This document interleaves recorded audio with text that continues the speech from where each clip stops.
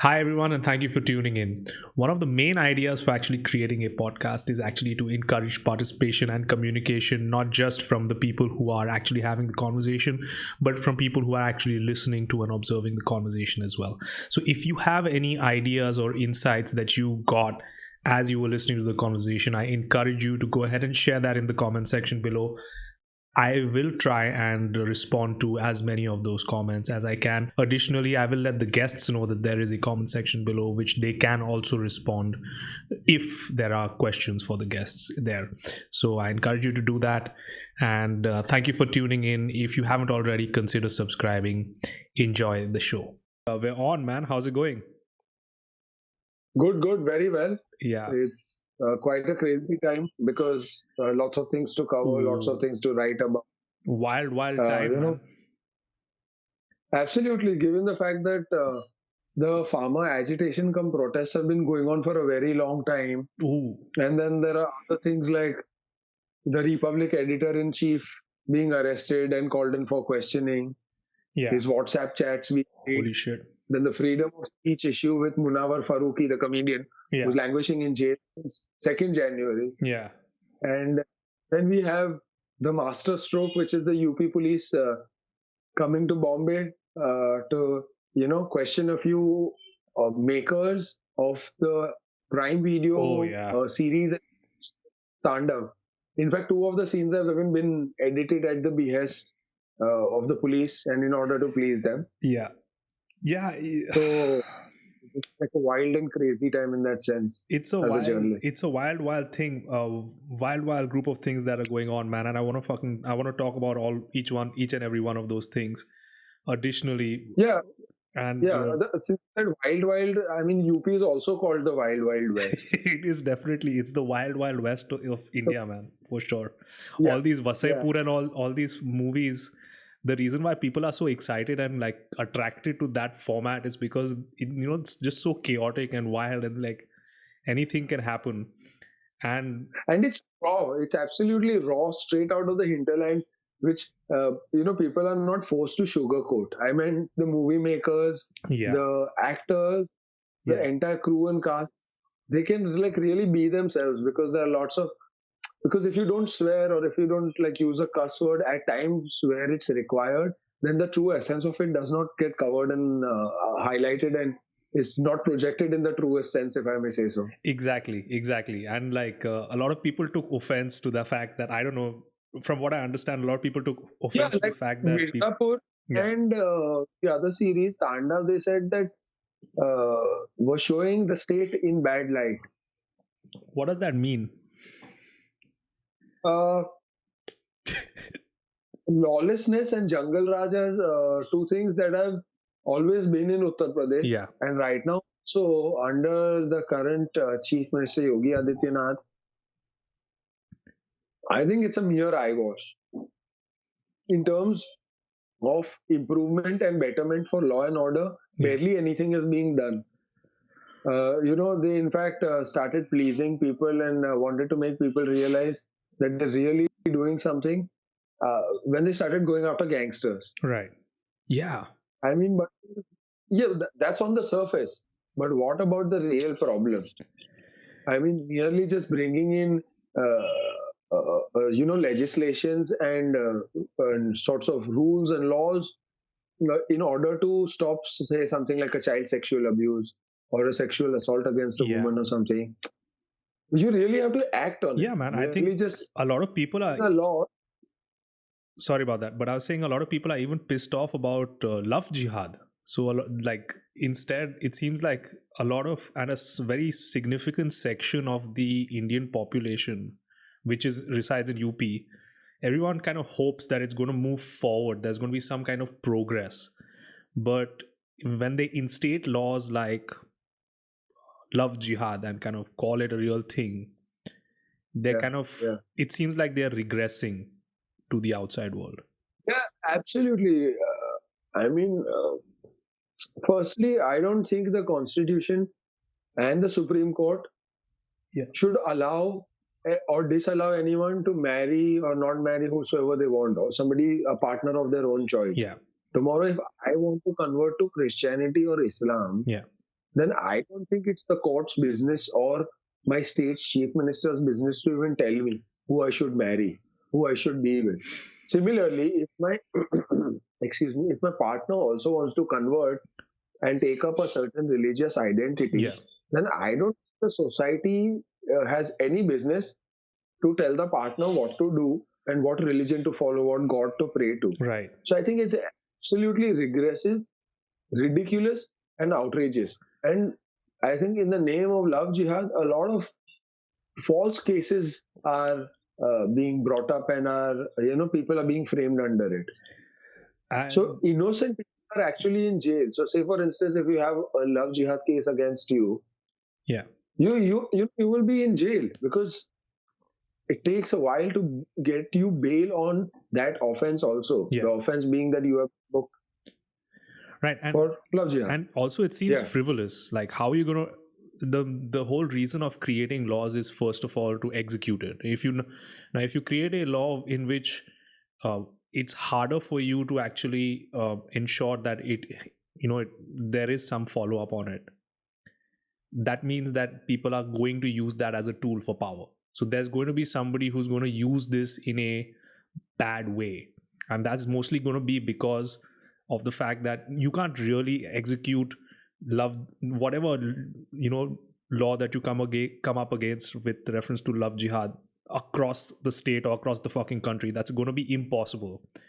So if you're actually looking to instate that on a micro level, it's impossible. In that case, Of course, we know whole love jihad comes in is because of the current ruling dispensation at the center and in Uttar Pradesh. We know that it is their end goal and their idea of wanting to have a Hindu Rashtra and the idea of Hindutva at large. right. So it's not like we don't know all this. Yeah. Love jihad is not accepted because it is the government's larger game plan and a ploy in order to impose Yeah. and push you down with the whole Hindutva ideology. Yeah. It is really that. And In the long term, it's going to result in that only. And that is what I think the underlying concern is. That's the end objective, if I may say so. 100%, man. It also seems very ominous, the idea that actually, if you think about it, these kinds of laws actually represent the ideology of not our politicians, but the way our actual voting public thinks. So there is a majority somewhere. Yeah. Yeah. This is what the masses want, and exactly what the politicians are doing in order to get their votes in the next electoral season, also, which is whenever that happens. Because they have also somewhere understood that pandering to the masses, which is a largely, mostly Hindutva wanting and a Hindu dominated ideological and mindset sort of a public. So it makes more sense to easily cater to them and pander to them because you know that you already have them in your kitty. Yeah. So from time to keep doing things like these and keep taking steps and measures like these, which makes them entrenched in your ideology furthermore. Right. Which is why you feel like it is just the right thing to do, which is to cater to the likes and wants, and they'll fall for it because you know what they want at the end of the day. Yeah. And you know what's really dangerous about that, I mean, at least in my opinion, is that this whole polarizing, this whole running government based on religious tenets, right, is exactly what India differentiates itself on. We've always been secular, and the reason why we've been secular is because we believe that a constitutional government is the best way to go forward, not one based on like religion. Like for example, we have our neighbors, and various other Islamic nations who we've seen from examples can actually fail badly based on this.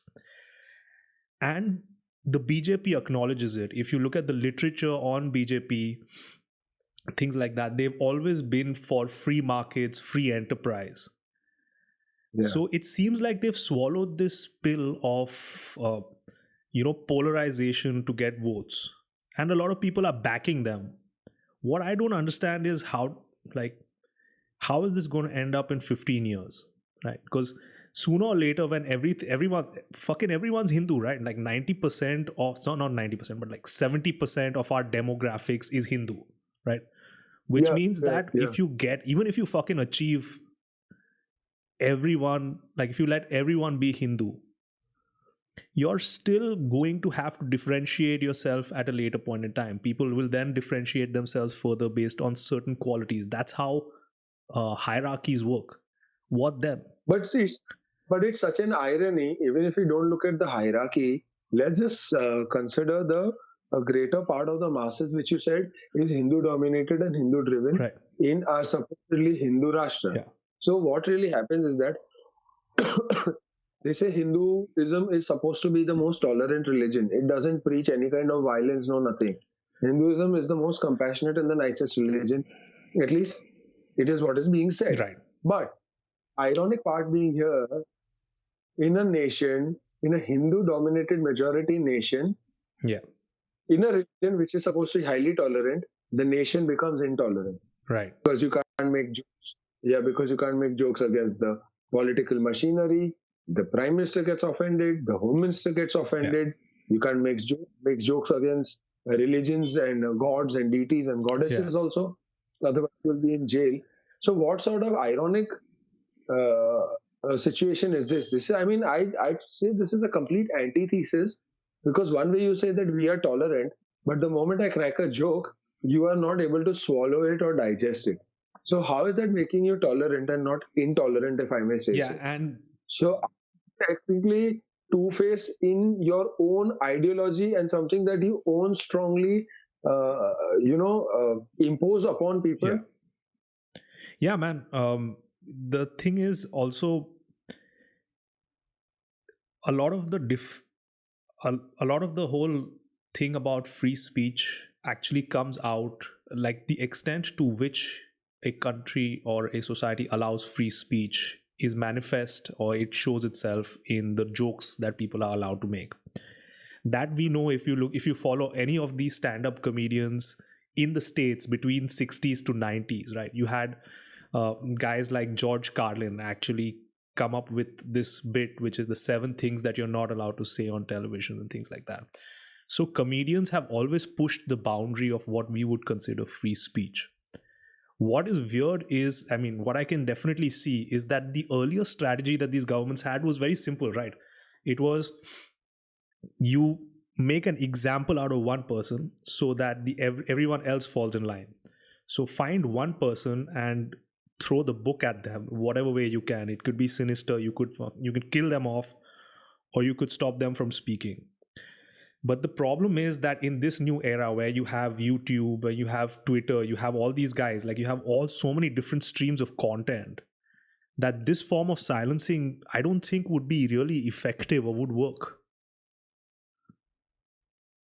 Yeah, I mean, what it does is it's just going to encourage more people to come out and crack and make jokes against the government. Yeah. Because you cannot force somebody to laugh at a particular joke or be silent at a particular joke. Yeah. Now, what I may find humor in something, it's not necessary that you may feel the same. Absolutely. And also, if I'm looking to develop content from a particular thing, you will not necessarily use that as the same source. Right. And also, like you said about offense and all those things, I just want to point out something to you. I'm sure we know about a stand-up comedian called Munawar Farooqi, who's been in jail. It is outrageous. It is ridiculous that he was arrested on 2nd January, even before he performed the show, because one of the local MLAs in Indore, their son was attending the show, and backstage he overheard him rehearsing his jokes, and they were pertaining to Hindu gods and goddesses and deities. So of course he took offense over that. He called the cops. The show was cancelled. Barring Munawar, there were 4 other stand-up comedians that were, arrested. Of course, we don't know whether an FIR in that matter has been filed or not. But since you began with this, I'd like to tell you something. It says, could you checking up your notes? Yeah. So it says, a coffin needs many nails. Call it a macabre, but a coffin appears to be an apt metaphor, because in India today, only the dead don't get offended. Yeah, man. Yeah, that's absolutely true. So if you're alive, then basically I can't joke against you. Yeah. Because I don't know on what issue or topic you will even end up getting offended. So, I mean, Yeah. the boundaries are almost blurred for the comedians and Yeah. artists. And also, now with the decreasing number of topics, if you start clamping down on every topic or everything that there is to talk about and you start getting offended on that, so what do we even make jokes about then? Yeah. And We have also become intolerant apart from the free speech issue, which is being majorly clamped down. yeah. So, in a democracy, this is ideally not how it should be. But then let's not even call it free speech. No, let's just call it regulated speech. Yeah. Because free speech is a farce, and you're not really going to allow it. Your government is not really going to allow it. So, might as well then let's just not get into that whole circus, no, Yeah. and making other countries and our fellow countrymen and women believe that, oh, we live in a democratic nation, but we are going to resort to selective outrage and selectively we'll be intolerant as per our whims and fancies and as per convenience. It can't be working like that. Absolutely not, man. It cannot be working like that.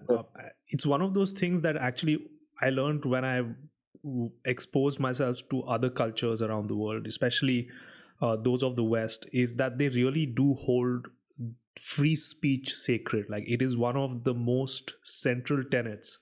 It is the idea that facilitates further ideas. Without that, you cannot really have a free flowing fabric of society. Like, if supposing I have a certain misconception, you should have the right and you should have the will to act and the means to communicate that so that we may together arrive at a better solution. That's the whole idea behind free speech. But if you regulate that, then that's not a democratic process. If you're going to be controlling the means by which people can communicate, then that's as good as, like, that's huge political capital and huge political space that somebody is taking. Absolutely. Like in America, a journalist would be allowed to question the president of the US of them. Yeah. Can we try doing that in India? Not possible. Either I will be stopped from coming for all future events which the president of India will attend. Either if my question is way too offensive, then I might probably be in police custody for a bit. Right. But being me blacklisted and barred for all future events. Yeah. So where is the question of free speech? Can we do that in our country? No.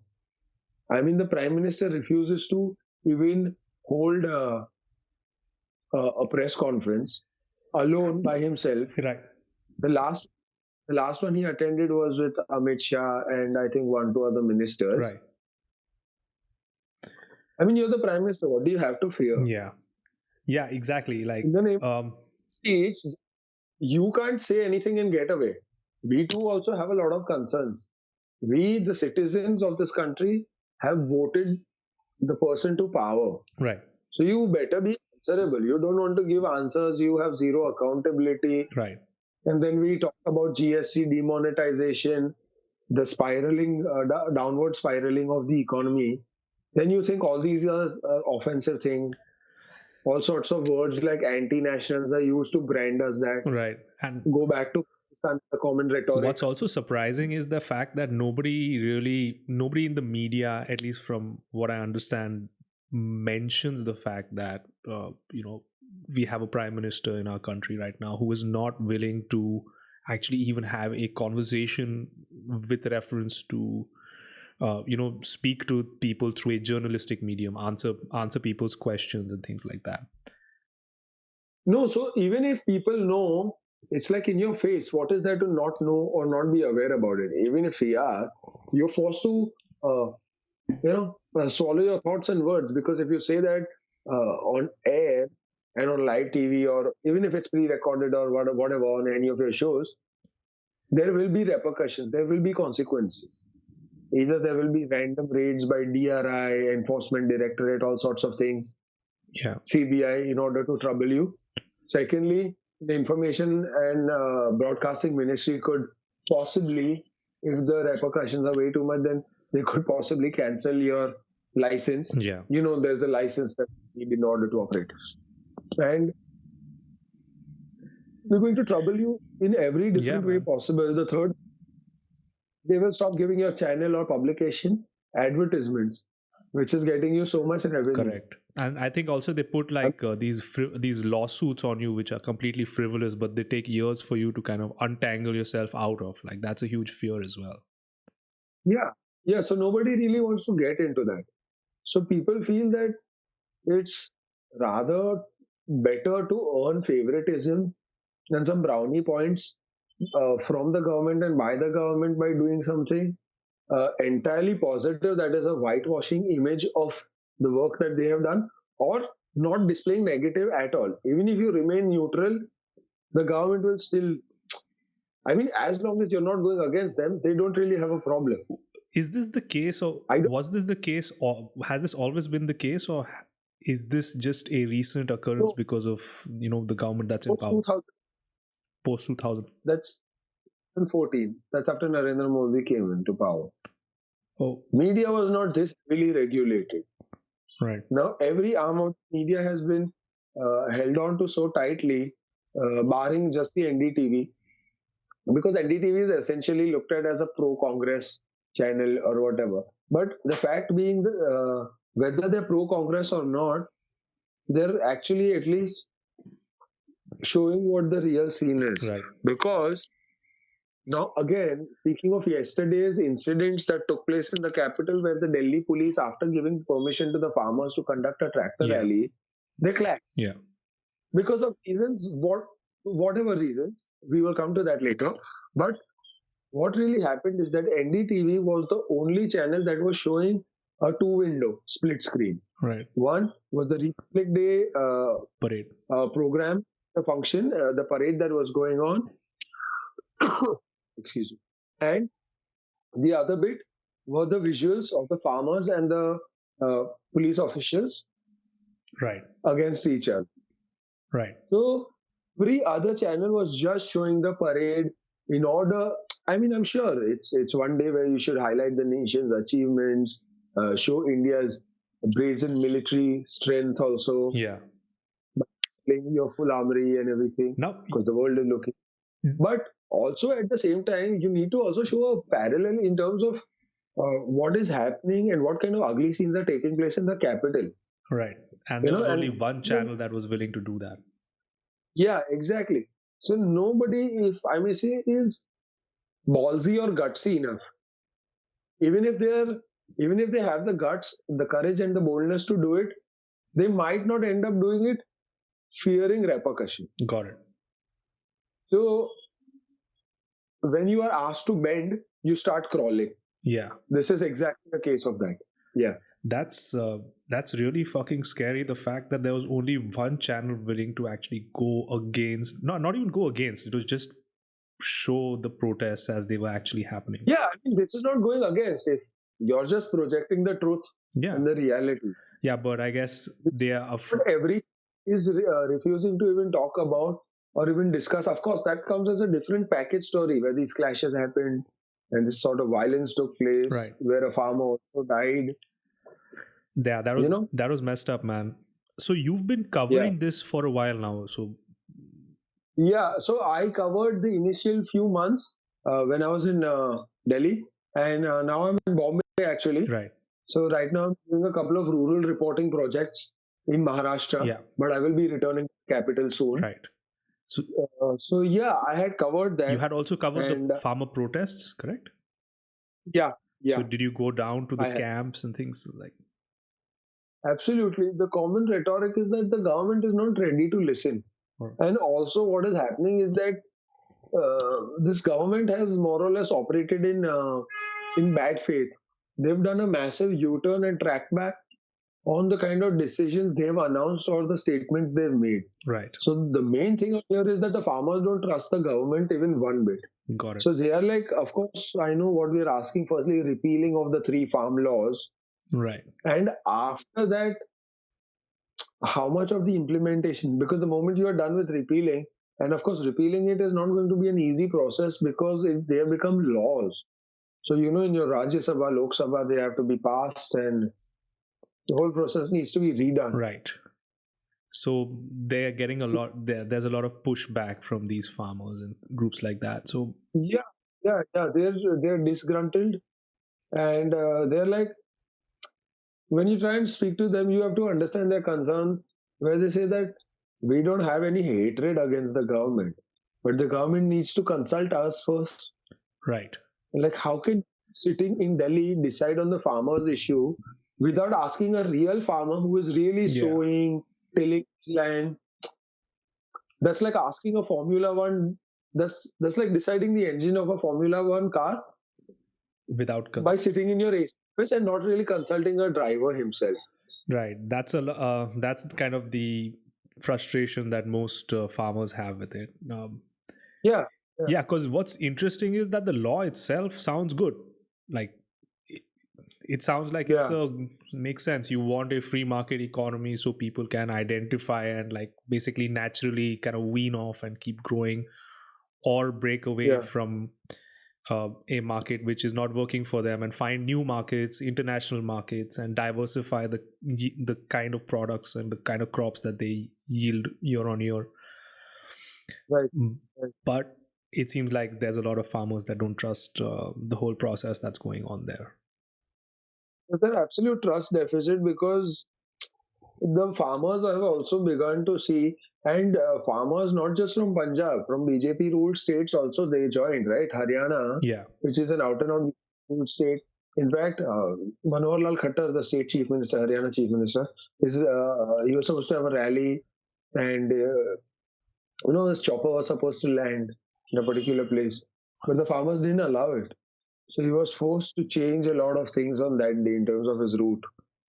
wow, So yeah, I mean, farmers from Maharashtra also at Azad Maidan in Bombay yesterday, close to 15,000 farmers were here. right, Representatives of the All India Kisan Sabha and the Bharatiya Kisan Union, both different farmer bodies. And I have covered these farmer protests a couple of years ago in Bombay also, right, when they had marched to the Mantralaya right, to meet the then Chief Minister Devendra Fadnavis. So you can imagine they're sons of the soil.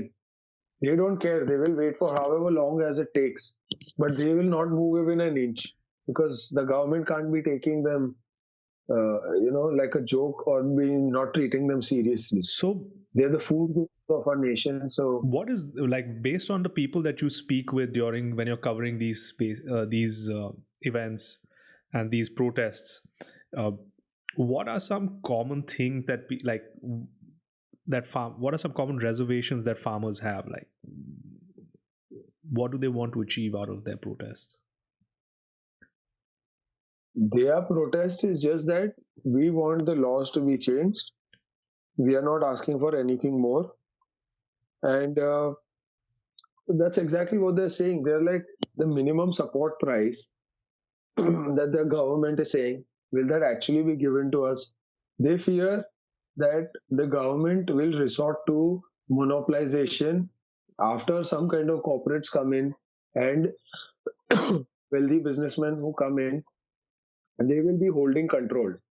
And a few states or a few grain dealers come, farmers from a few states will be favored. Right, That is what their fear is. correct, Say, for instance, someone who has just 2 or 3 acres of land but is a full-time farmer, if his goods go unsold, then he is bound to worry. right, Like, just because I am not growing like close to a ton, like probably 1 ton worth of vegetables or food grains or yeah, whatever, that means that you will not give me preference or take me lightly, right? right, So they are of that opinion, saying that of course we all be treated equal in the sense that the MSP is really going to come into effect and not just on paper. right, Second, the FCI, the Food Corporation of India, buys from just all of us and not through the middleman. right, They want the middleman to completely go. right, Because what is happening is that the middleman himself is, accounting for a lot in between because obviously commission. right, So there also the farmers tend to lose out very heavily. So these are a few common things that they have been saying that need serious looking at. But the government does not seem to budge and is coming up with its own in order to try to resolve the issue. Right. And it's coming in form of a order. It's not coming in the form of a conversation or a dialogue. So I think there's a lot of frustration in that space as well. Yeah, because I mean the government is merely just beating around the bush, in a sense, because they're not really getting down to the root cause and addressing the real issues or the problems. Right now, I think why these talks are failing repeatedly, as per my understanding, is also because the government is more keen on pacifying the farmers than rather really wanting to solve the Yeah. issue. Yeah.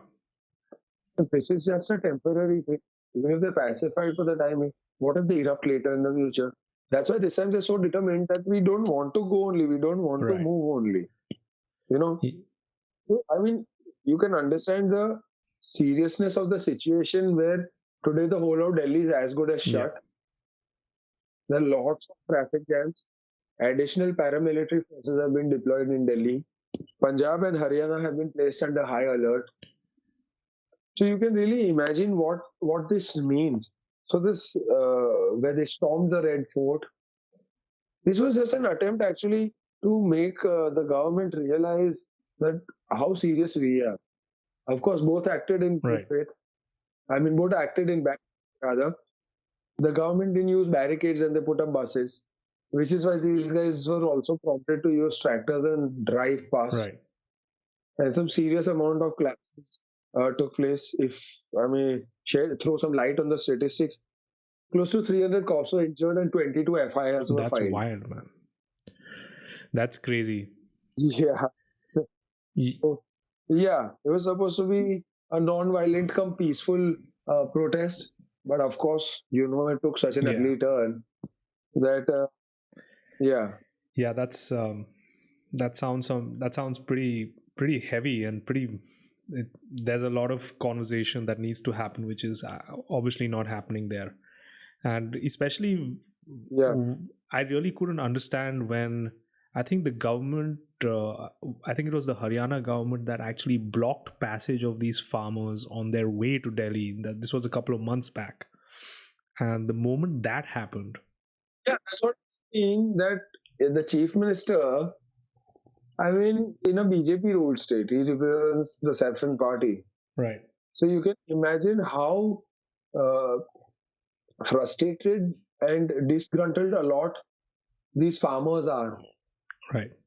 Yeah. They have zero confidence and trust, a serious trust deficit in their own chief minister. So, 100%, man. I think it talks about the seriousness and the swelling of the situation. Something in which they're locked for a very long time.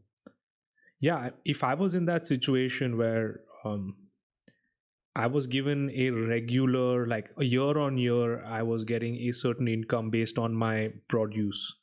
Whether that's a good thing or a bad thing for the larger economy, that's a different question. But at a personal level, if that was happening and suddenly the prospect of that going away was on the table and I wasn't allowed to raise my voice against it, that's problematic, right?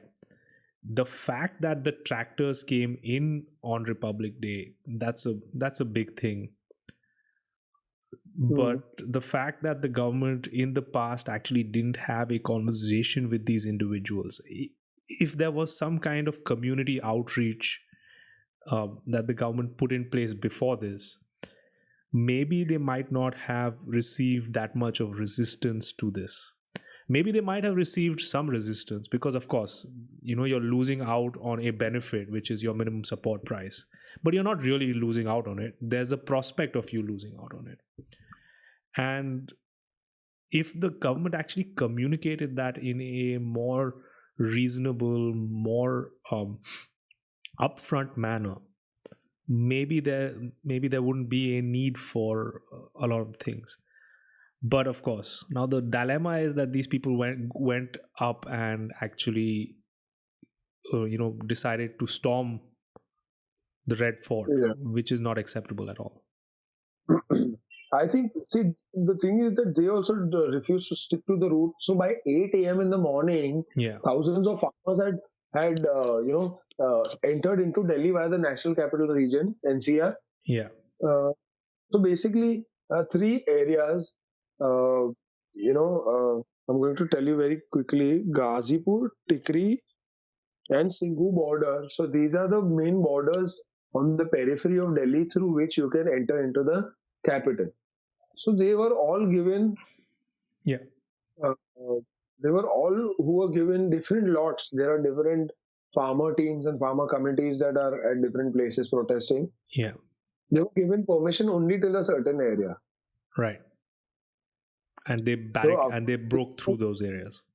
yeah, yeah. So they didn't stick to the route, and by 8 a.m., they had already entered, which is where clashes, very violent clashes, also erupted. So, see, the thing is that farmers, why they are angry is they don't trust the government. Like I said, trust deficit. It clearly states that farmers fear the new laws will deprive them of the guaranteed minimum earnings and leave them open to exploitation by big businesses. Like I said, the monopolization also. Yeah. So a certain select lot might just get preference. But what about the other? Yeah, man. A lot of people's reservations, a lot of people who oppose, like who actually are for this bill, right? This farm bill, Yeah. say that, wait, this is awesome. We are getting a free market in the space of agriculture. This isn't required for a long time. So I was actually surprised, and my knowledge on this is very limited. But still, I was surprised to know that most agriculture in most countries is actually, no matter how free market it is actually leaning on the more socialist side of things. So there are heavy subsidies that governments give out for certain kinds of crops. Of course, no other country, I think, has the level of reserves that we do, apparently. But we do, but mostly countries do have a very high amount of socialist policies when it comes to their crop, because uh, agriculture is one of those necessities where you need people to kind of keep churning out grains and regular food for everyone to consume and even hold off for the future as well. There's a risk factor involved with having people not produce when it's needed. And Here we have overproduced. In fact, that's the problem. That there is underutilization, and uh, crops, when they need to be released in the market at the right time, they aren't. right. So they're actually going for waste because so many are just getting spoiled due to pilferage. Yeah. Yeah, apparently these grains are so far backed up that people are just, instead of actually putting them into storage, as soon as they come in, they kind of disposing of them, because our storage Yeah, units are completely full and those need maintenance themselves. And we can actually apparently withstand another 4 years back to back of famines or something crazy easy. like that. That's what I'm saying. That it gets spoiled, and if it's not going to be put to use at the right time, then it'll obviously get spoiled. And when Right. the government is not really using it on time, who will trust the government? They're just buying it for the sake of it to hoard in those government godowns and those storage places, Right. which are not even uh, up to date in the sense that they're not even well maintained or anything. Right. So they're food grade. For a period of time, they're but naturally bound to get spoiled. Right. And also the thing is that there's so much food that it can actually disrupt the market and cause a demand supply gap. Yeah. Yeah. Yeah. So I think this is where probably I won't be surprised if your small local level kirana stores also have a few kilos somewhere stored. Then I really won't be surprised. Yeah, man. Yeah, that makes sense, because people would want to sell. Actually, the whole idea is that, I think the whole idea behind this would be that the farmers, and correct me if I'm mistaken on this, but it's that the farmers are so reliant on that assured purchase that the government brings or the government yields wheels, that Yeah. they don't want, they're afraid of that going away as well, right? Because you're guaranteed as a farmer in some states or in most states, you're guaranteed that whatever you produce will be bought, right? Yeah, because that the kind of assurance the government gives them. And if the government only stops buying from them, then where will these guys be forced to go? And of course, as we know, like other businessmen and private firms and wealthy individuals, they will just exploit them.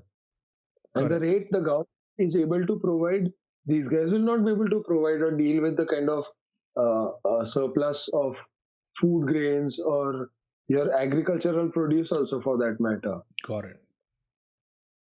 Because government has the bandwidth in terms of physical infrastructure to store these grains, financial infrastructure to procure these items, Right. and the level at which the government is playing, of course, it's massive, it's high. So Right. that is why they're looking up to the government time and again to really bail them out of this situation and ensuring and are also trying to ensure that this gets resolved amicably. I Yeah. don't think the farmers have been on the roads, at least the farmers from Punjab have been on the roads for probably the last 2.5, 3 months easy. Yeah. For close to 90 days they've been on the roads, and Delhi winters right now are extremely cold, Yeah. Yeah. super chilly. So I don't think people are enjoying being away from their homes and their families and their Absolutely children, not, man. being lathi charged, being tear gassed, having water cannons in this cold Delhi weather being sprayed upon you. Yeah. It's not like they are also rebelling or protesting without a cause. Right. But the government has not thought it serious enough to.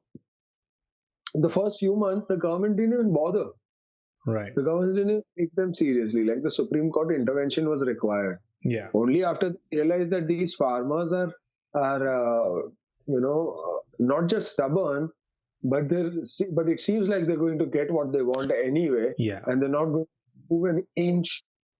So they block the border roads, so Right. people can't really come to Delhi. But because, like again, farmers are just doing this to ensure that the government realizes where it's going wrong and takes note of the situation. Correct. The farmers are not doing this to trouble us or to trouble anyone else. Right.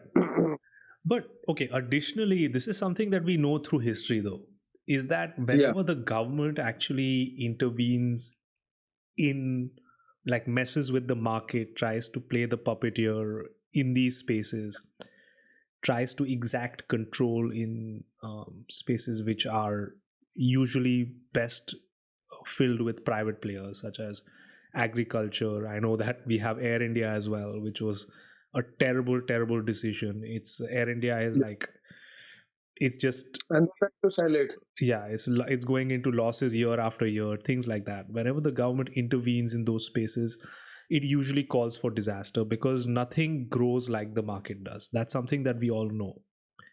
Yeah, So yeah.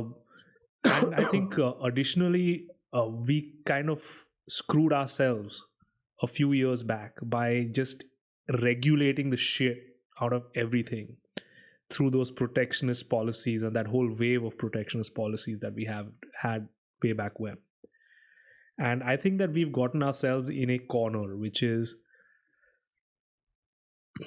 the government now keeps growing its resources, and when that happens, people have jobs, right? Like you have a job on the ground which is surveying those numbers, which means that rolling back a government program would involve actually firing those people. But now those Yeah. people have agency, those people have advocacy, those people have like unions, things like that. So it becomes infinitely harder for the government to actually roll back on certain programs and ideas and plans. And when you actually have a government which is actually doing something reformist, it sounds like a Yeah. good idea.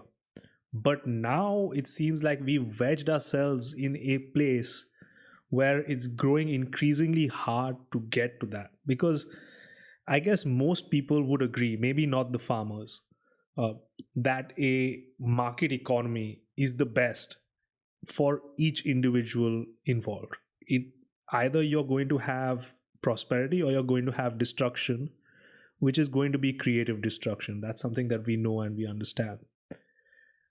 What's surprising and alarming is that the cost of that is the fact that there are a few people, not a few people, a very large proportion of people in certain states that do stand to lose a lot from that change. Yeah. I mean, see, change is good, but if Right. it's not calculated and not analyzed well enough, then it can have serious repercussions. That's Like true. without the change in terms of farm laws being actually even brought out or being rolled out, uh, the public reaction is this much. So you can actually imagine when this really comes into force, what kind of problems we'll be dealing with. Because right now, if the farmers are so agitated and angry, when these actually come into place, it's going to be a different ballgame altogether. If they probably stop producing food grains or any kind of agricultural produce at all, what are we going to do? Yeah, man. Where are we going to go? The nation will be forced to starve. People will have to break their surplus reserve bank of food grains that they've been hoarding for Right. a while. This will disrupt and disturb the demand supply gap also. Yeah. Yeah, there are We a will lot of. be made, we will be made to believe that supply is not much, but Yeah. demand is at an all-time high. So we will be forced to pay a lot of money. Yeah.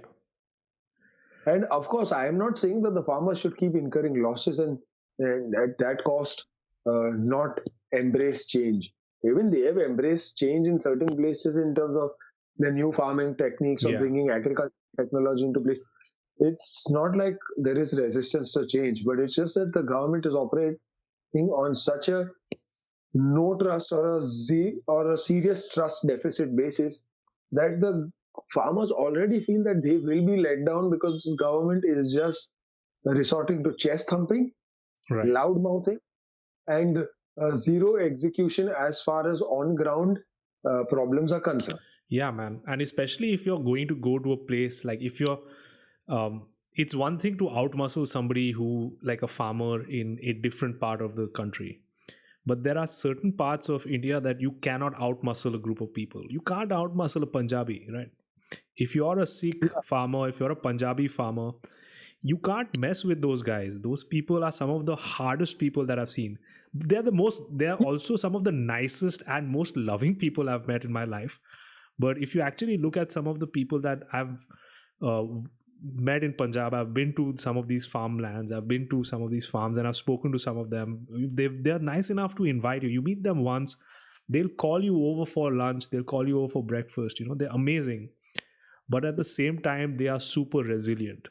And this is not like they've been resilient from the past 70 years, right? The Punjabis have been resilient from the past 500 years. They've got the Afghans coming in from the north, You see their you see their history and their participation with the British Army Yeah. and now in the Indian Army, the Sikh regiment, the Punjab regiment. It of course only shows that what kind of uh, loving but yet uh, bold, gutsy, and fearless these kind of people are. If they take it upon themselves and resilience is their state of mind, Yeah. then come what that is what is going to remain. And I think the resilience is clearly evident from the fact that 3 months rather, so 90 days or more now that they have been sitting. Yeah. I mean, it shows that they really want to engage in something that is serious Yeah. and not just all talk Yeah. with an attempt to convince them and Yeah. scuttle away their reason for protest in the first place when they can tell the agriculture minister, the defense minister, several senior cabinet ministers of the BJP, because when they were invited for lunch, Yeah. the farmers told the minister, "You eat your lunch, we will eat our lunch. We are not interested in yours. Got it. We grow for production, so we can definitely feed ourselves." Got it. Yeah, But and like when you're actually interested in having a real discussion, and you really want to do something about it, that's the time we should connect. Otherwise, don't let's not. bother, because even we will not bother you. We will be at the borders. We Got will it. occupy the place. And hopefully someday when you wake up from your slumber and you think we are important enough, to be treated with utmost seriousness, and you really want to bring about some good change in order to do something of our situation, that's the time we will talk. Yeah, yeah. It's this group of people. They're surprisingly fine with even aggression, right? What I've seen the Punjabis actually not be okay with absolutely is zero Aggression is, communication. Huh? sorry, zero communication. Zero communication. When like the last thing that they want is like when people are when they avoid it, like, or when you're kind of meek with the Punjabi. At least again, I'm generalizing. This might not be with everyone, but in most cases, when you're meek or when you're kind of when you're being passive around somebody Mm. who's from Punjab, that's something that they do not appreciate as a group. Like it's just a cultural thing. For example, like I went, I wanted to, I was riding a bus from I think Delhi, I believe Delhi to Chandigarh, and I Yeah. booked a bus on a really shady service. I don't even remember what the service was, but it was just the only bus available at that time, and I had booked it in a couple of weeks in advance. But the moment I reached there, the guy there told me that I'm sorry, your bus has gone. It's reached where it has to, and it's gone. There's nothing you can do about it. There's one at 6 a.m. and this was like around 2 a.m. in the night. There's one at 6 a.m. You can go ahead and take that. And I was like, what are you talking about? He said, no, we let it go. I said, well, what are you talking about? He said, the bus is on its way. And the thing is, I kept escalating my volume as I was speaking to him. I was just, it was 2 in the morning. I was pissed off. But there came a point where he was like, yeah, you know what, you're right. So the more I was assertive about my point with the individual, the more he was like, okay, fine, you know what, you're right. And then he got a small bus, like a mini van, and he got me to actually go up to the bus. He asked the bus to pause wherever it was, and then we drove 15 or 20 minutes towards the bus, and then I got on it. But that just taught me a lesson, and that lesson kind of came up over and over as I was talking to people from at least Punjab region, is that you have to be, when you're interacting with a group of Punjabis, you have to be upfront, you have to be as honest and friendly as you can, but you also have to be a little bit more extroverted, you have to be a little bit more loud in your approach. And when you're not that I way, mean, they get not pissed off. entirely, not necessarily, Sure. but of course, uh, see, I mean, assertive you need to be and should be when you're right. Yeah, Otherwise, of course. they're just by nature loud people, but otherwise they mean no harm. They're extremely sweet, Fuck very yeah. welcoming, Yeah. very warm, lovely people. But like I said, that they, even though they're right, they're not being assertive.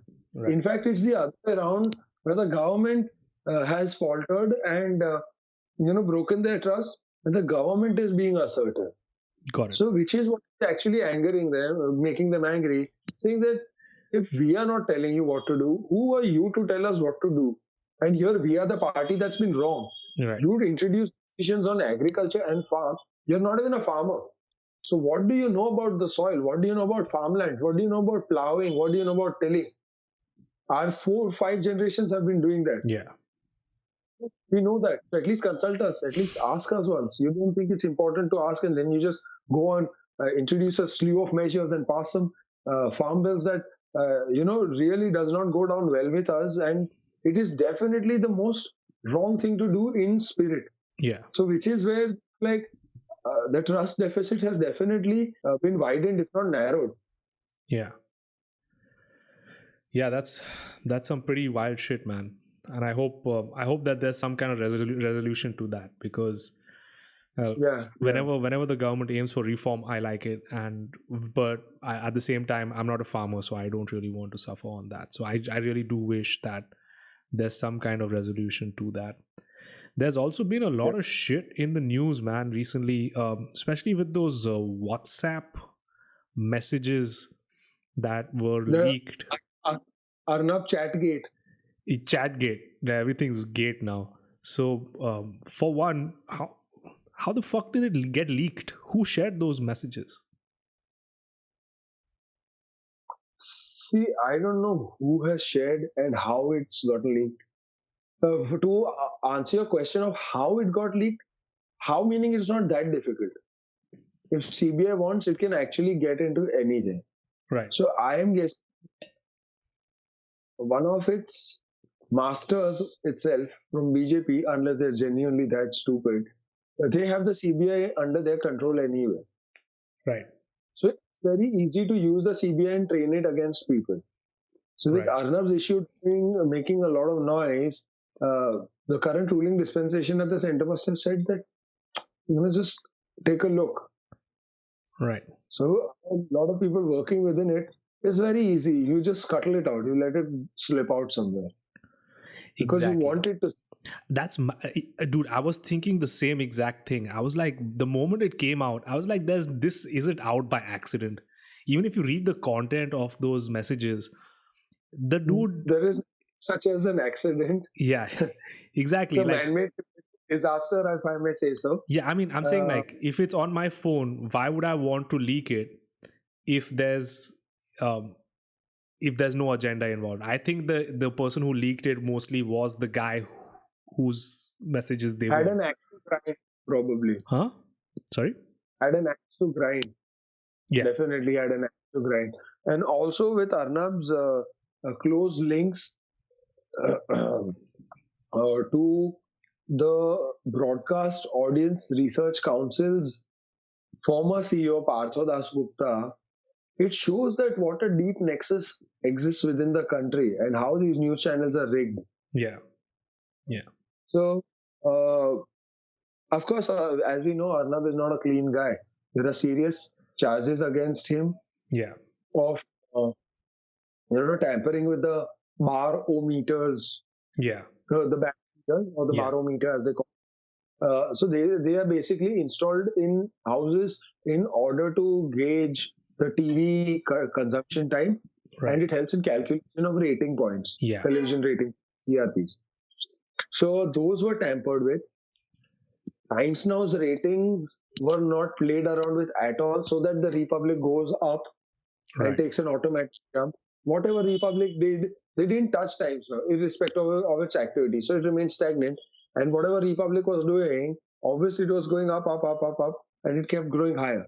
So two Republic channels, Republic Bharat, which is the Hindi one, and the English channel, Republic News, of course, both gained high rating points because we know that the former BARC CEO was also paid $6,000, Yeah. and 40 lakhs of Indian rupees separately in cash. Right. So this shows that corruption exists at what levels. Yeah. Arnab himself, with the former INB minister of the BJP regime, Rajyavardhan Singh Rathore, Yeah. also former sport minister, it shows that his chats with him also were somewhere it points to whether he accepted a bribe or took something in return to let it go. Because Arnab was using the dishes of Doordarshan and its database of crores of TV consumers in the nation. This was all of this. He did it illegally in order to avoid paying about close to 8 to 10 crores of rupees as license fees and procuring the official license. For those regions. Follow that route. So, of course, it had gotten red flagged by the INB ministry, and Rajyavardhan Singh Rathore was the concerned minister at that time. Of course, they spoke about it. We don't Right. know what came out of it, what much came out of it. But it definitely points that he must have paid crores in bribes Dude, that's in order that particular minister so that India bears a loss, basically. This goes into the government treasury, right? So Yeah. in order to avoid paying these fees, let me exactly quote to you Yeah, man. while I try to. And as you search that So, up, let me just mention a couple of thoughts, man. I was just thinking about Sure. how crazy it is that a group of people can actually have so much influence in terms of what information that comes through our minds, man. And what's wild is that there's a lot of people who actually watch these news channels, right? And they either watch it as a entertainment because it's actually pitched as entertainment. There's like a bunch of screaming, red noises, flashing sounds. It's crazy. And at the same Yeah, time, a lot of people actually rely on these sources for information. And if they're absolutely. actually kind of juked to the way, to the extent that we are actually discovering to find out right now, it's actually a travesty. There's a lot of harm that can actually be caused because of this. And of course, it Yeah, benefits a but lot of people to do this, and that's why this is happening. And it, it seems like that's the reverse direction in which you want to go. Or you know what, it may be that this was always the case. There was always this level of corruption involved at the highest levels, but now we know about it. obviously it's just that it never came out, and obviously it was not as rampant and the scale at which it happened during the Congress regime.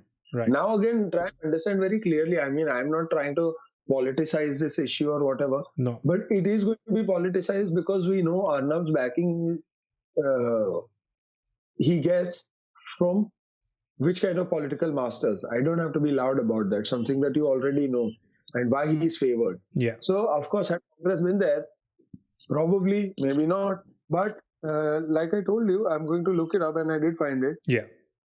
It says a report by Times of India said that Goswami's Republic TV had gained illegal access to 22 million users of a Prasar Bharati owned DTH direct to home service without paying the government for it. The report added that Goswami's channel was broadcast in an unencrypted form for 2 years on a bandwidth accessible to all users of free dish service. Right. Goswami had done so by managing to avoid the auction process, which entails paying rupees 8 to 10 crore annually to the government. So, okay, so question then is that when people actually, okay, firstly, before we go on to the next topic, what's the source of that? Can you just let people know what website you got that from? This is a website called jantakareporter.com. Okay. So, yeah. Yeah. So, Yeah. what I was saying was And that. it also says, furthermore, before. Sorry. Tell me. Yeah. So, what I was saying was that basically, when this happens, firstly, was this happening without the knowledge of other news agencies? Definitely. Okay, so None of it had no, and when the whole TRP scam also came out, after that the attacks against Arnab intensified, and the WhatsApp chat leak happened much later after that. When Mumbai police actually opened the probe in the whole TRP scam case and how he's paying people crores of rupees to jack up ratings of his own channel, that's when they decided to probe further in this. So you might want to know, as I add, the IMB ministry where Rajyavardhan Singh Rathore was Minister of State then, had reportedly received a complaint about the alleged corruption by Goswami. But according to the leaked chat, the minister chose to keep the complaint aside before tipping the controversial anchor off about it. Got it. Okay. So if you're using DD satellites to rig the game, DD is government owned. So technically you're defending the government. Right. That's a serious offense, man. If it's seen as that, like if the government sees it, it's seen as that because if you have that kind of money, then why don't you just follow the official route? You claim to be this righteous person on all your shows and question everyone. It's about time you also get questioned. And what's next for him? Like, is this going to be something which is he's going to get prosecuted for or not? I mean, in our nation, law takes its own course. So this is going to take a while for justice to be brought to him. Yeah. And especially where there is a close connivance between the judiciary and the media. I don't think the judiciary is also going to take to this very lightly, though, because it's been blown up a lot in the press. Right. But I think Arnab will lie low for a bit. And of course, public memory is short. People are going to forget about it. Yeah. And I really hope that he gets the punishment, because that sets a benchmark for us journalists and future budding young journalists who need to know that doing shit like this at a higher, bigger level Yeah. where the nation really looks up to you is not okay. Yeah. And also it's manipulative. It's not just not okay, but you're Yeah, actually I mean, you're the fourth pillar of democracy. So yeah, then, what about standing tall as a pillar? right. That has to be eroded ground up. Yeah, man.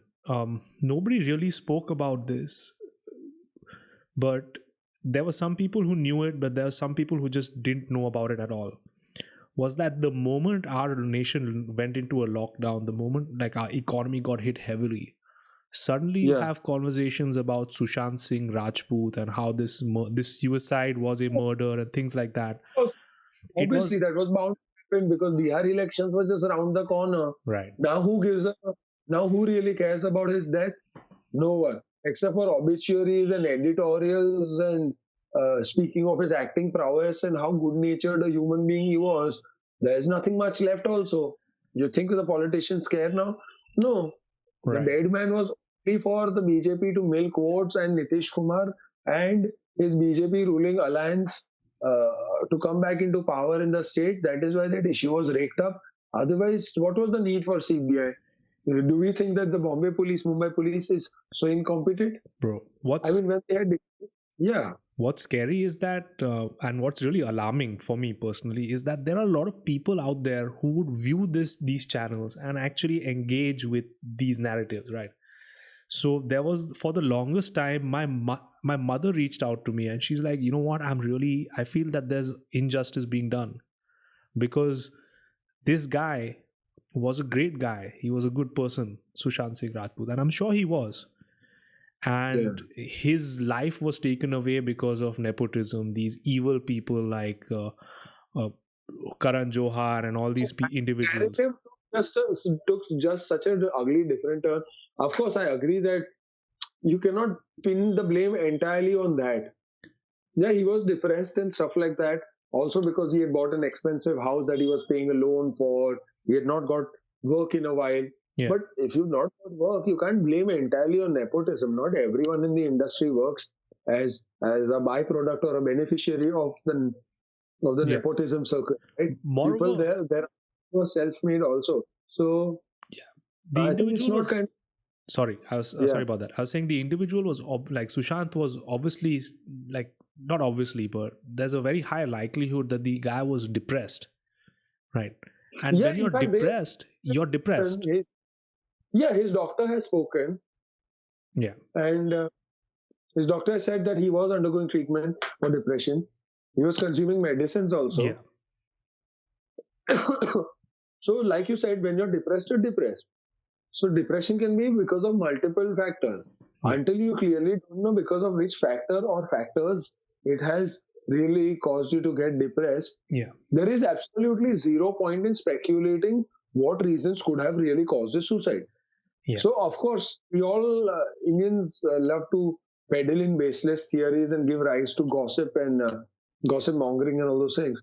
So that's why people just assume that because of Karan Johar not giving him regular work and all sorts of rubbish theories that were coming up. Yeah. But nobody wanted to accept the fact that he's genuinely depressed and he had not been getting work because of XYZ reason. And for the longest time, like for a couple of weeks, I actually began to believe, because of the way like some of these news anchors and news some of these news channels actually portrayed what happened and things like that, that I was beginning to believe that this was not like just a suicide. There was something more involved there. And whether or not it happened or whether or not it happened with Sushant is actually a different question. It's just the fact that there was this whole spin of an alternate reality, which I should not really be concerned about, right? I mean, I should be concerned about the fact that Sushant killed himself. It's horrible. It's very sad. But why should it consume more than maybe 15 or 20 minutes of my day? It really shouldn't. but all of I the mean, sudden, actually dominating prime time yeah, and the times during the day. right. Actually, it's like the news channels did not have anything else to run, so they just kept fixating on Sushant's death. Right. And they were also smart enough to realize that this can get us TRPs. So Yeah. accordingly, they got out of it quickly. Also post the BR elections, Right. they also stopped because they realized कि अभी हमारे लिए इसमें कुछ बचा नहीं है. जितना हमको मैक्सिमाइज करना था, जितना कवरेज मिलना था, हमने कर लिया है. But अभी इसमें कुछ बचा नहीं है, so let me just get out of it. So how does this work, man? This is because this is always very confusing for me. Is there somebody in the background who's kind of pulling the strings and saying, this is what you do and this is the kind of narrative that I want out there? Is there some kind of Yeah, puppet master, or of is course, this, every or is the system a little bit more dynamic? Like it just happens where everyone falls in line because that's the best narrative for you them. have to fall in line, otherwise you lose your job. Firstly, to begin with. Secondly, since you asked me about the masters can be either your input desk, which keeps you giving input saying that go here, go here, go here, reach this place, give a live from here, do a walkthrough from here. So either your input guys or the senior most top management. And above that, there is always an editor in chief. So it can be directly coming from an editor in chief right till your input head, sort of. So what's this input desk exactly? It gives you inputs. Tell So me more. basically, there are lots of feeds throughout the day. Right. Looking at lots of places, so they coordinate. Say, for instance, in MP in Indore something is happening, then the input desk will call up the MP reporter and tell him, सुनो तुम भोपाल से निकलो इंदौर के लिए यहाँ protest हो गए. Right. If So I mean, a minister has to inaugurate something, they'll keep dropping inputs. Of course, as a reporter, you also keep telling the input desk thing that, you know what, this is happening today, this is happening today. They'll be like, yeah, cool, go to this event, but I don't want this shit. This is what I'm clearly looking for. So you ask these kind of questions.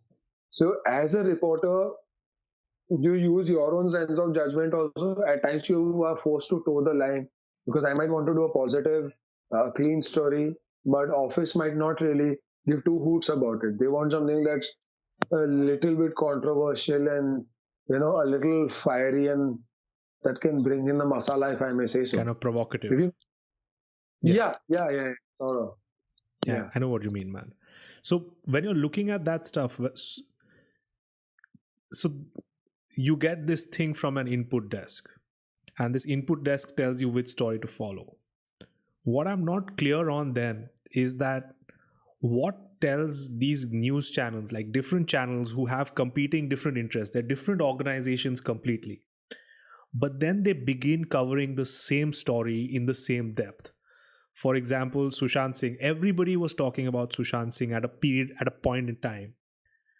How did all these individuals come to this one conclusion, this one topic to share? Sushant Singh Rajput. There may have, initially somebody might have said, okay, fine, push this story. But you're telling, is there some one individual who's telling all these 12 agencies to push the same narrative?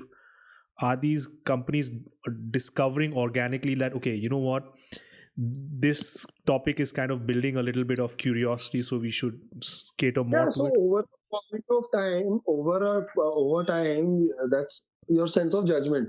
Because you also know, being in the broadcast space, you know what will mushroom, what will snowball, what will spiral upwards, downwards, whatever. So, of course, as and when you start off the story, there are always follow-up stories to that.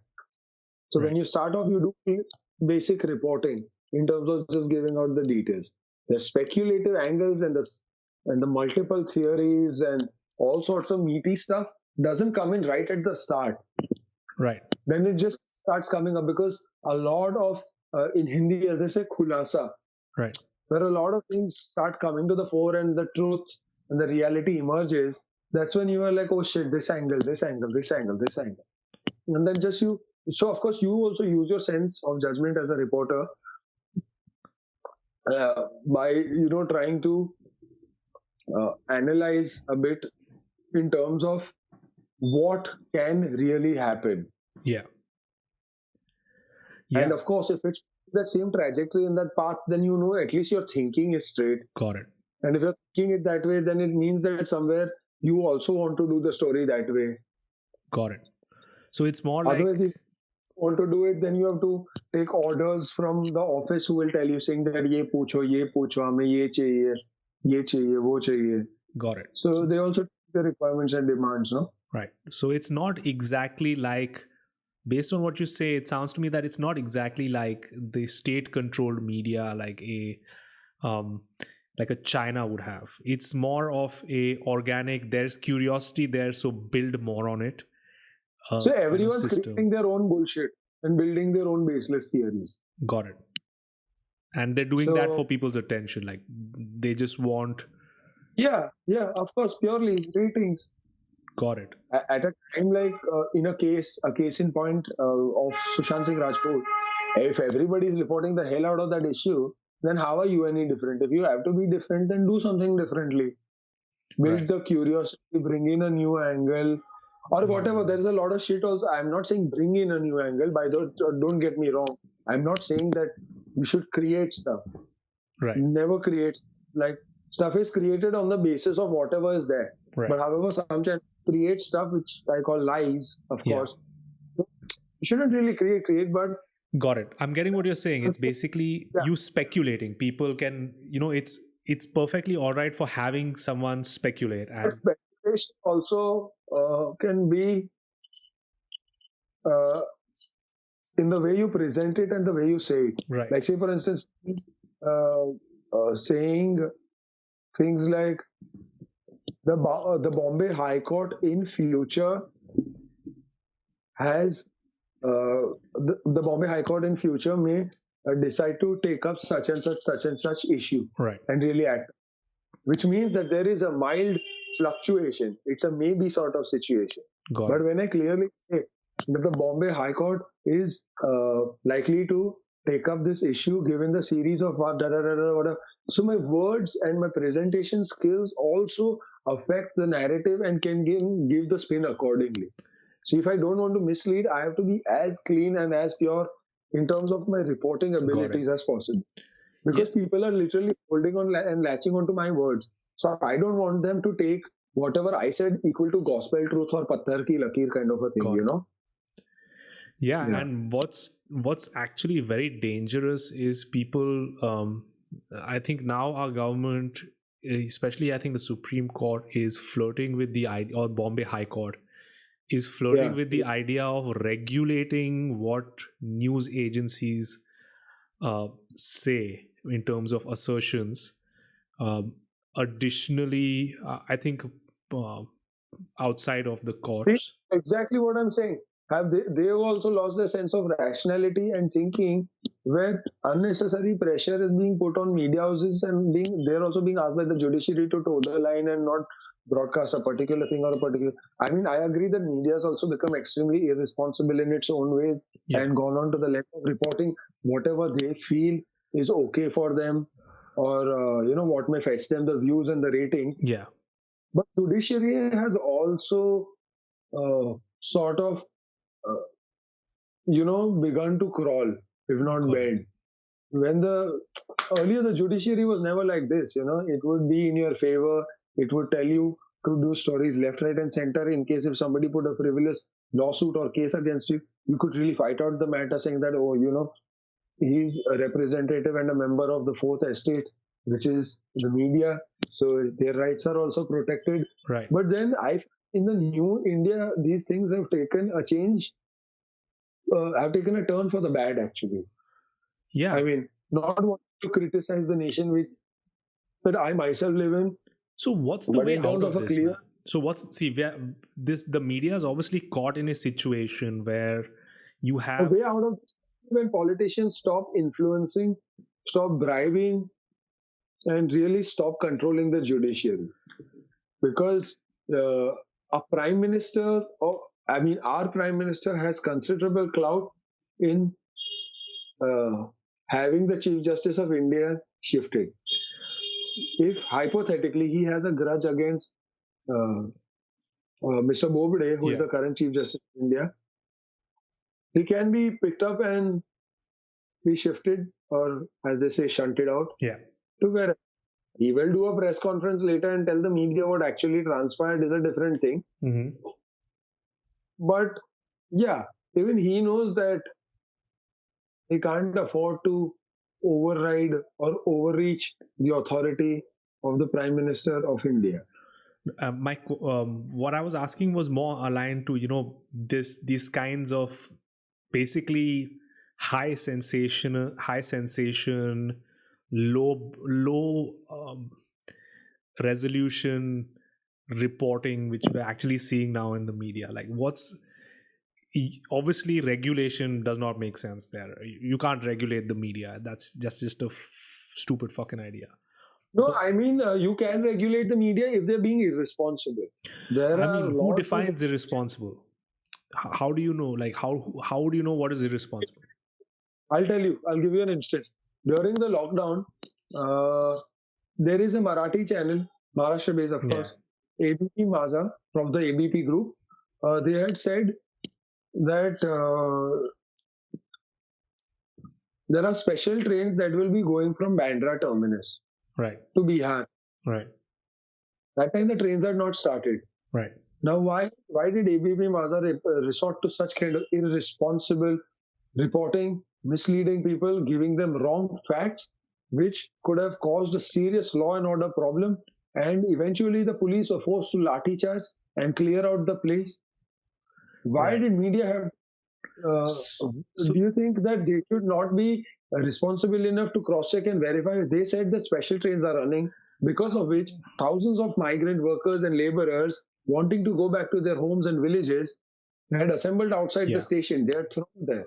Yeah, I mean, as much as I would like to see these groups persecuted, like are prosecuted, as much as I would want the law to actually intervene there, I don't think that this should be up for like the case should be on criminal grounds, or like in terms of the government it should shouldn't prosecute. be middle ground, but there should be a serious sanction in order to be able to set a benchmark and set some kind of a record in the country saying that this is the mandate which is required from the media Yeah. or press houses and publications. Right. So kindly act responsibly or shut shop. And if you don't want to shut shop and continue with your with your antiques and resort to your old shenanigans, then the judiciary will come down very heavy upon you. Now, what happened in that Bandra case where close to 5,000-6,000 people had collected, the police were forced to lathi charge. Yeah. The laborers were already, I may say, troubled and wanting to go home. They're poor people. Right. What is there? They looked at some irresponsible, crappy media channel that Yeah. gave them the wrong news.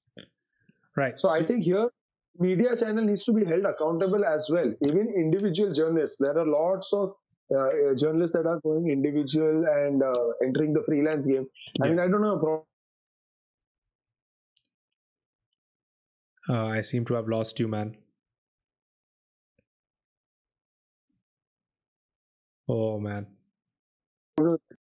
Accredited journalists.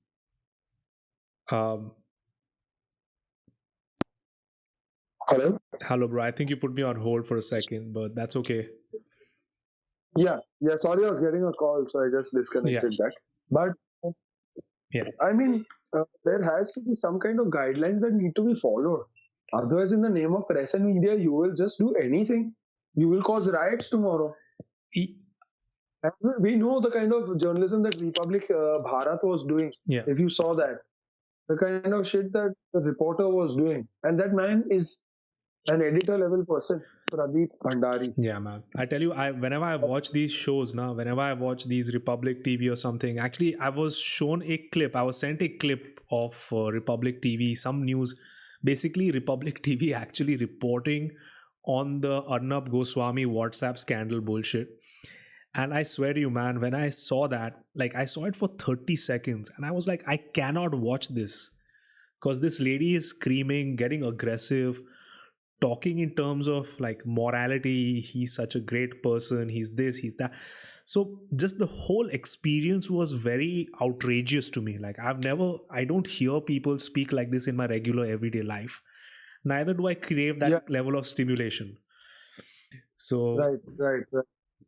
how's that fly doing, Sorry, man? that fly is annoying me, man. So yeah, but imagine, no, Yeah, like what kind of irony it is where Republic themselves are showing the story on Arnav WhatsApp chat gate. yeah, So the truth is not coming out ever.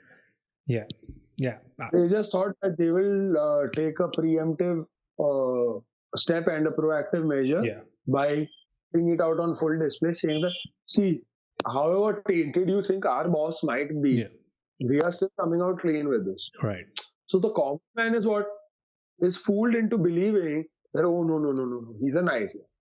If he had something wrong on his mind, he would have not come out with the story. right, Now they're doing broadcast to live in full public view. right. Yeah, So man. yeah, There, I've been like the antidote for me personally is just independent journalism. I'm very thankful for that. A lot of these independents on YouTube, on different formats. I don't read the news much. I just like the video format. Is It's on your left cheek, by the way. The fly is on your left cheek now. Yeah. I So think the Subhash Chandra Bose and just like slap yeah. myself or something. So what I was saying was that a lot of these independents are doing a great job when it comes to the quality of content out there, especially because um, it's very. I hate it when a particular news channel has a particular political bent, right? I hate it that you go to NDTV if you want left centric news. I hate it where if you go to Republic TV, you'll get like, I don't even know what you'll get, but you'll get some news, some shit. I know that. Absolute far right. Yeah, like, It's not even right. It's called far-reaching right. yeah, exactly. Like if you go to Fox News, hear something about the Republican angle. If you go to CNN, you'll hear something else. And that whole process of you having to go to a certain place to get something in your ideology, it's like you go there and you're proving yourself right. If you see a certain piece of information, people say, oh, this is bad or this is good. It's usually dependent on which side is looking at it. And a good solution to me, at least personally, is reviewing independents who claim to be centrist. The problem is that when you're centrist, you're not really anywhere. Because of selectively centrists, that's the problem. You don't know who the true centrists are. Yeah. Because everybody is claiming, but we are not exactly or entirely sure if they are what they are, and we can take their word and believe them at face value. Because you can't be selectively and conveniently centrist or rightist. आज मैं selectively left हूँ और कल मैं selectively right हूँ. But there has to be some middle ground. If you condemn, you can't selectively condemn stuff. What is wrong in general, irrespective of your ideology. Yeah, but there are also then so many areas which is like it depends, right? For example, I love the BJP's stance on how they want to treat the economy, right? I believe that capitalism and free market economy is what drives progress, by and large. But I hate the pill of Hindutva that they're kind of throwing down my throat. So there is a little bit of conflict there. That's why I would never be able to sign into a policy which would that's why it would be very hard for me to actually consider voting that way, voting BJP. But at the same time, I know that what we think of as the left, which is Congress or Aam Aadmi Party in the recent times, right? They also do have certain ideological great points, but in terms of how they can achieve it, it's a little bit hard, So yeah, there's a lot of. And also Go for it. About BJP using the Hindutva angle and playing that card too often. The thing is that the Hindutva thing matters only because they're in power. Otherwise, I don't think they're going to really care about the fact that it's a Hindu Rashtra or where the cows are worshipped. Yeah. Yeah. Like I said, they're being selectively and conveniently convenient. Right. It's suiting them and motives today, so they're doing it. Tomorrow, once they're not in power, I don't think they're going to take up Yeah. this issue. I mean, as leaders of opposition, also you will have lots of things to do. Yeah. But this is what they will definitely not talk about or bring up. I'm going to promise you about that for sure. Right now, it's suiting them. The political climate of the nation is also such that it really favors them. Right. But tomorrow, if they probably lose power, then they're not really going to be harping about this very issue, you know? Yeah, man. Also, what this tells me, it tells me more about the people that vote for BJP than the BJP itself, right? Like you're not Oh, going. I thought you knew about the way our masses thought. Because 2014, we understand we were fooled and misled. But in 19 he won by a much bigger margin than what he won in 2014. So And people's faith and confidence in him has grown. He's managed to instill that in the people, in the masses, by yeah, fooling them, if not fooling them, by at least making them believe that probably he's the Messiah and he's going to bring about a change after Congress yeah, continued fooling around with India for these many years and emptied the government treasuries yeah, and scams after scams emerged.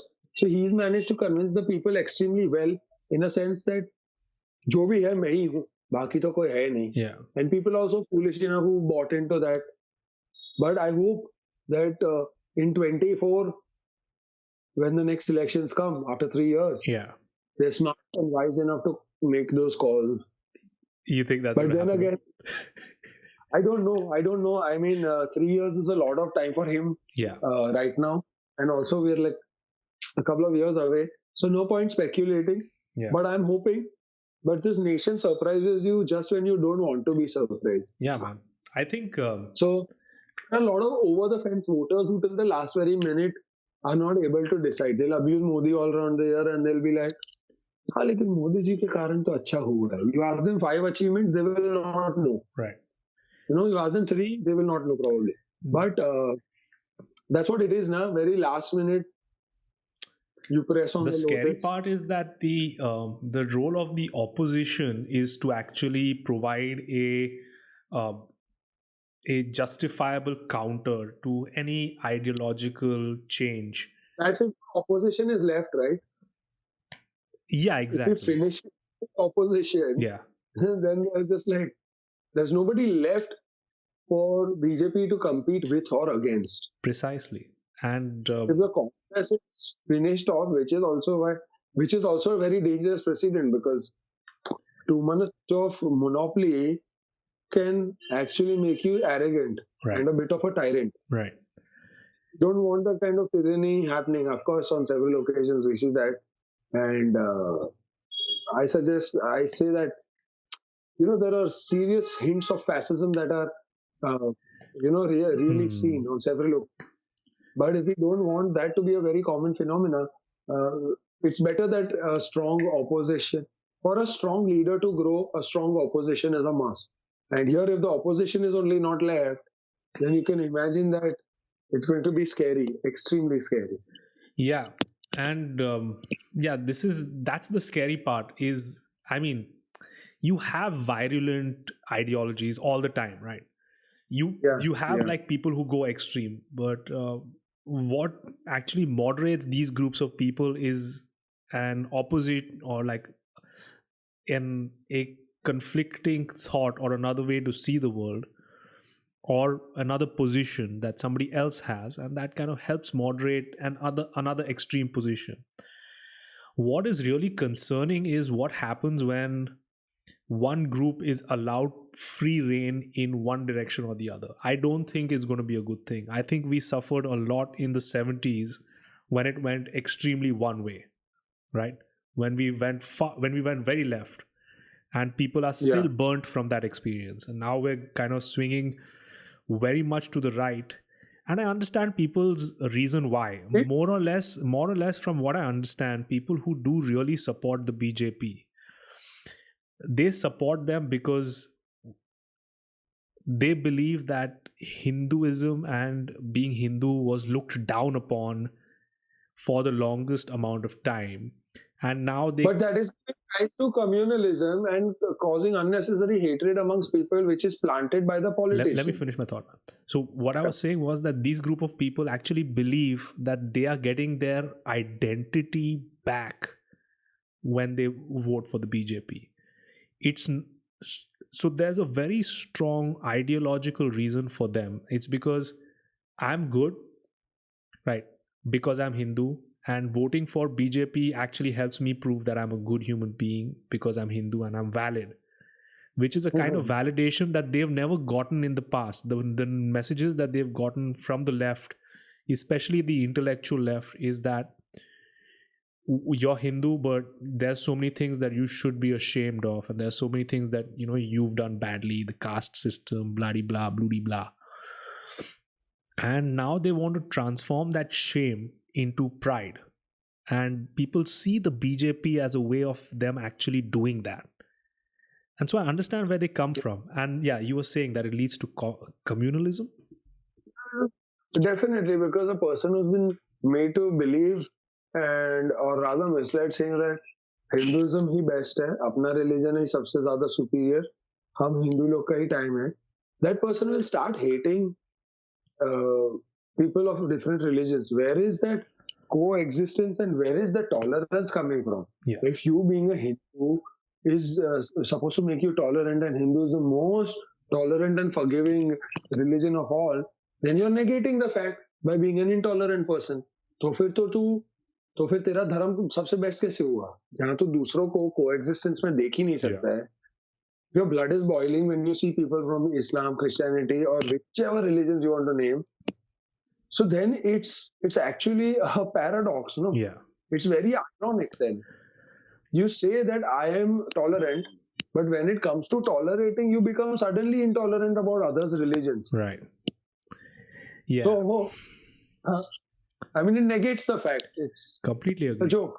And regardless whether or not somebody, even if they didn't, even if they were, if a Hindu ideology is completely tolerant of all religions, right, it does not really make sense for me to base policy off of that. So for you to actually figure out how a country governs itself, it's very bad to do it based on religious doctrine, because the law is the law, which is different from religion, and you cannot have them meet.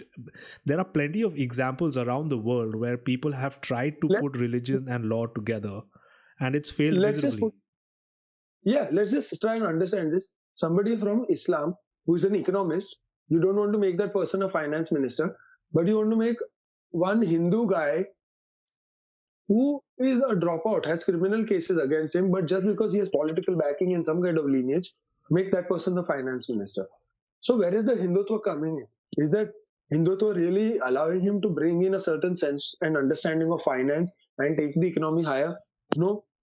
But because you're so stuck and deeply entrenched in the whole religious angle that you're ignoring the person of a different religion only because you have a Hindutva instrument to harp about, irrespective, completely negating and neglecting the fact that that other person from a different religion is 10 times more qualified than you are, has a better, deeper understanding and a sound, solid grip over the matters.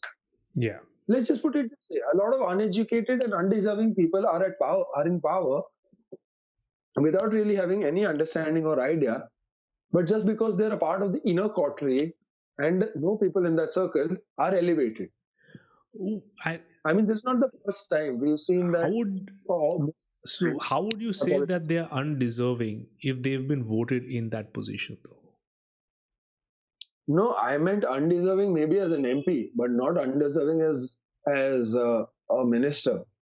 I would say Nirmala Sitharaman is undeserving as a finance minister. Right. She can be an important cog in the wheel for the BJP, I don't care. Yeah. But if you say that you have studied economics from Jawaharlal Nehru University, and if you have problems with journalists asking you questions in a press conference at a time when India's economy has taken a massive hit, then you can't be lashing out at journalists saying that you guys don't know how to ask questions or think it's kind of unpleasant and anti-national for us. So if you don't even want to give answers, then what have you been elevated to for? So why have we elected you to power? Sitharaman said this about. Yeah, I mean, she normally gets mad at journalists. It's a common scenario. Most of the times, the journalists are not even allowed to ask questions. So just because we put you in power, that doesn't mean na, that tomorrow if you mess up Yeah. or do something wrong, that we are not under any obligation or cannot even ask you questions. Yeah. That's entirely a baseless and a wrong belief, I feel. Yeah, it's weird. I mean, this happened. I think I told you, but when we spoke the last time, Yeah. you gave me a few contacts because I wanted to speak to a few economists and people who know economics. And Yeah. everyone that I reached out to, who you told me to reach out to, Yeah. they just went radio silent on me. They didn't really want to speak to me, and I found it very odd. Like, I've reached out to a whole bunch of people for the show, and everyone says Yeah. yes. Nobody, I've never really met somebody who says, like, I've never met a particular subject area where everyone says no to me, but everyone said no to me in economy when it came to talking about the Indian economy, and that's something which is pretty Yeah. alarming. They're generally reluctant because either they're serving or they're just freshly retired kind of a thing.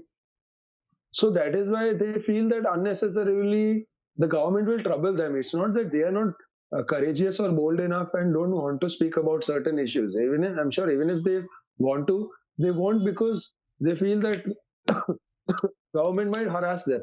Right. And at that age, you really don't want to be taking that from the government. First, you serve the government, and just because you were an internal part of it and you found a few things wrong, and now post your retirement, you're speaking about it, and the government is inconvenienced and troubled by it. So they are going to hold you accountable for it. Now, you don't want to be giving answers even after your retirement. As just a common any other Indian citizen, you should be entitled to express your views, Right. which is what I feel. Yeah. Yeah. Yeah, completely with you on that one, man. It's central that whatever view you have, and Yeah. this isn't a very new thing, man. We've always been like, as a country, we've always never really held true to our freedom of speech, uh, kind of tenet, because it may be new to us, the whole idea that you are allowed to speak and share your ideas on a free basis so that you can learn from it. One of my professors, uh, actually, in economist, he was an economist, and we had a lot of import duty, right? Yeah. Yeah. So he was basically someone who was vehemently against. So the government's rationale was that basically if you increase the amount of duty that you have to pay, sorry, if you decrease the amount of duty that you have to that you charge these companies, you will reduce the cost to the consumer finally. His economic analysis actually yielded that re- reducing the tariffs and the duties would actually cause these companies to keep the price the same so that they can yield higher profit, so that they can break even on all the time in the past where they were charged a duty. Now, this was quite a contrarian perspective. It was completely oppositional to what was going on at the time. Yeah. But Yeah. he kind of said it anyway. And suddenly people were searching for him. They were on his neck. He was almost imprisoned for releasing an a white paper in economics on this notion, citing historical examples where this has happened. So when this is being done at a research level, um, I think it would be time to actually bring these institutions into question. Say, you know what, like, let people share their ideas at least, man, because it's going to lead to something good down the road. Maybe not immediately, it's going to piss people off now, but maybe later it's definitely going to be something positive. Yeah, I mean, just imagine if research papers are making people so uncomfortable. Yeah. Imagine the person actually being appointed to power and making some kind of observations. What kind of discomfort will that cause? So, this is not just an India thing.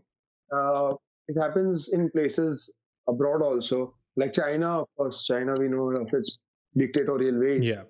Uh, so yeah, I mean, let's just hope that there's more liberty, Yeah, man. and of course, this varies from country to country.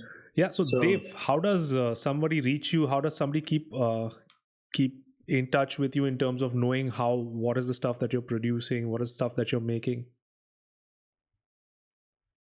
I generally keep promoting and sharing my stuff.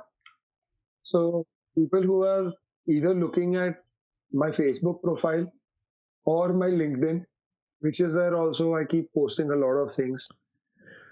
So you generally, if you want to remain aware and know what I am up to, then probably LinkedIn and Facebook are actually like the two best places where there's a lot of movement and activity that takes place. So you know more or less what I'm up to or around. Yeah. Sounds good, man. I will add you on LinkedIn because I don't have you on LinkedIn yet, but that's going to be one thing. तक से ही मिल जाएगा. Also, bro, right now, I will be getting back to writing my story, which I went to some place in Nashik yesterday, Right. rural reporting. So, and that now I'll be filing my story. And next week, I'm leaving for the same place and a few villages further ahead Right. to do my podcast. So, for 4-5 days, I'll be gone. Sounds good. I'm shooting. Yeah. You know, have you heard of Shebang? One second. Let's talk about this off air. But first, I just want to say that when your podcast comes out, I will definitely share it and let people know about it as well. So, bro, the thing is that they're entirely producing it. One second. I'm just going to say thank you. Thank you so much, Dev. It was great having you. Have a good one. Thank you. Yes, you too. Lovely. It was great catching up. Yeah. So